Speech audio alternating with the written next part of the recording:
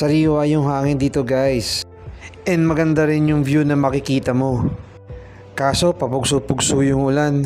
Kaya naging basang-basa yun, naging biyahe namin. Anyway, papunta kami ngayon sa Lucban, Quezon. Para pumunta sa Kamay ni Jesus. Pero syempre, kailangan tikman din natin yung famous langgonisa ng Lucban. Nakarating din kami, halos 3 oras na biyahe. Dahil sa pagod, nag-stop over muna kami dito sa ihawan ng langgonisa.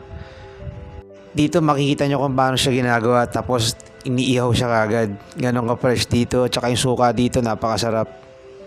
Dito pala kasama ko asawa ko at ilan sa aking mga kaibigan. Sama-sama namin tinikman yung longganisa dito. Napakasarap. Matapos ang ilang langganisa sa aming tiyan, nag-decide kami maglakad na at pumasok sa loob. Bago kami umakyat sa taas, sa Kamay ni Jesus, nag-decide muna kami pumunta sa simbahan at magdasal at manalangin. At eto na nga, paakyat na kami. Maulan pala dyan guys, pero marami pa rin umaakyat. Kita nyo naman, pati pababa, ang dami rin. Tapos ito yung makita nyo yung view sa bandang gitna, pero napagod na rin kami, kaya sandali huminto muna kami dito sa gilid. Ganda ng view.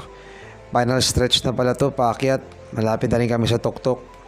Pagdating namin dyan sa taas, nagdasal ulit kami.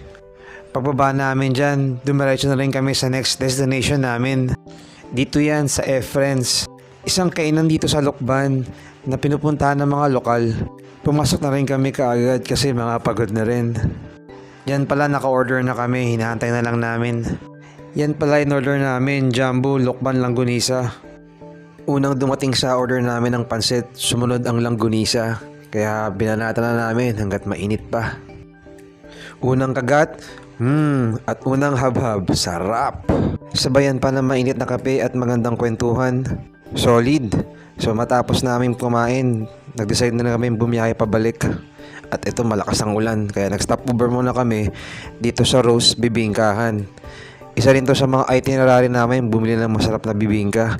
Yan pala si Ate Rose, marami sa amin binigay na freebies yan. Kaya ito, nagpapasalamat kami at tumila ang ulan.